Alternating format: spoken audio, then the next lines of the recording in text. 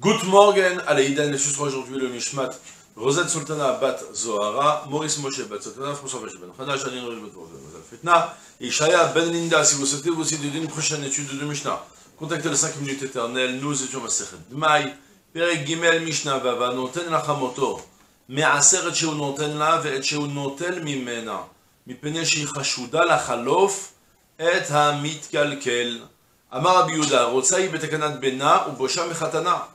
מודה רבי יהודה בנותן לחמותו שביעית שאינה חשודה להחליף, להאכיל את ביתה שביעית. Troisième Mishnah sur le même principe, à savoir, lorsque je donne mes fruits à garder ou à travailler chez un Maharetz, est-ce que je dois craindre qu'il a changé mes fruits par d'autres fruits? On a vu dans la première Mishnah d'abord l'histoire du Mishnah, c'était la Mishnah Gim et Dalet, l'histoire du meunier que lui ne change pas, c'est un juif ou un goy. Après on avait vu dans la Mishnah précédente l'histoire de la Pundakit, l'aubergiste, qui cuisine pour le Talmid Chacham, et du coup elle a tendance à vouloir prendre elle la mauvaise qualité pour lui donner à lui la meilleure qualité. Donc du coup il fallait, est-ce que je lui transmets? Est-ce que je récupère si je lui donne à cuisiner mon plat? Et on continue maintenant avec la même idée, cette fois-ci lorsque l'on donne à sa belle-mère qui est elle-même un Maharetz, et moi je suis Talmid Chacham, je suis Chaver, je donne à ma belle-mère les aliments, elle veut les cuisiner. Est-ce qu'on craint qu'elle change? Alors là de nouveau, bien sûr qu'on craint qu'elle change, doublement. Anoten Achamoto, celui qui transmet à sa belle-mère, mais à Seret Sheu Noten là, il devra prélever ce qu'il lui donne à elle. Est-ce qu'il va récupérer d'elle? Soit je lui donne mes fruits plutôt mes légumes et mon blé et tout ça pour qu'elle me prépare à manger, d'accord? Je lui transmets les ingrédients, elle va les cuisiner, je récupère. Ce que je lui transmets, je dois le prélever, parce que je sais pertinemment je crains fortement qu'elle va changer mes aliments, mes ingrédients, par les siens. Et ce qu'elle me rend, je dois le reprélever, parce que peut-être que maintenant ce qu'elle m'a donné, c'est ce qui vient de chez elle. Pourquoi est-ce qu'elle fait ça? Parce qu'on craint, elle est soupçonnée de changer facilement ce qui se détériore. À savoir, comme la Mishnah continue, c'est Rabbi Yehuda qui parle en fait.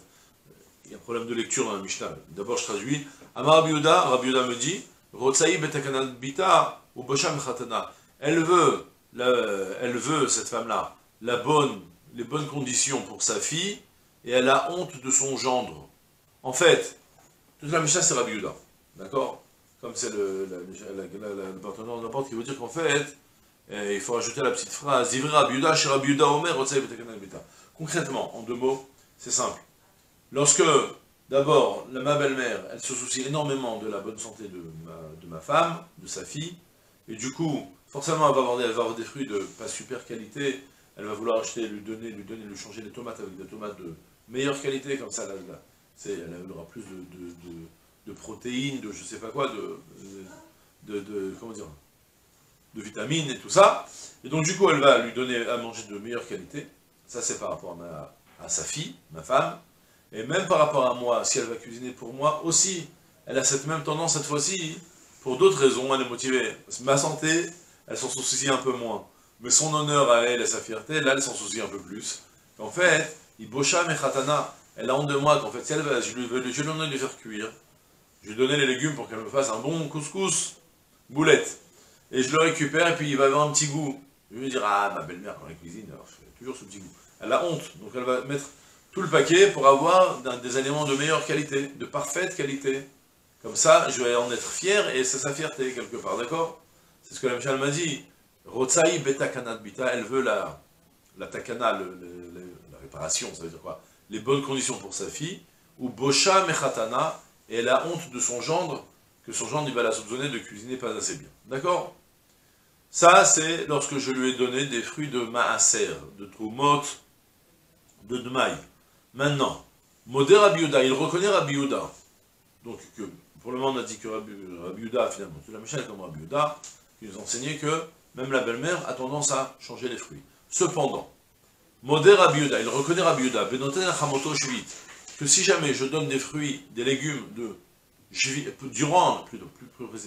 durant l'année de Juillet, je donne des aliments à ma belle-mère. C'est quoi le problème de la Juillet?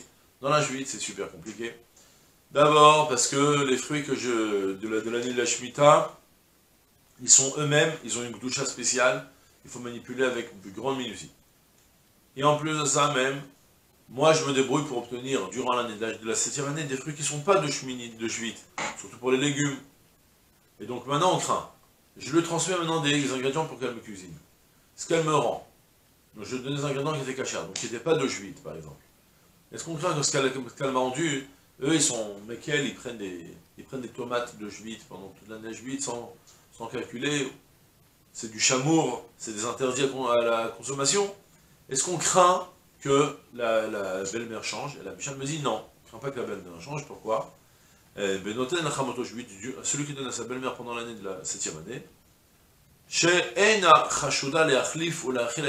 parce que là, on ne craint pas qu'elle va changer avec ses propres fruits et donner à manger à sa fille la juite. Soit, même les Amaretz, ils ont conscience que la juite, c'est très grave.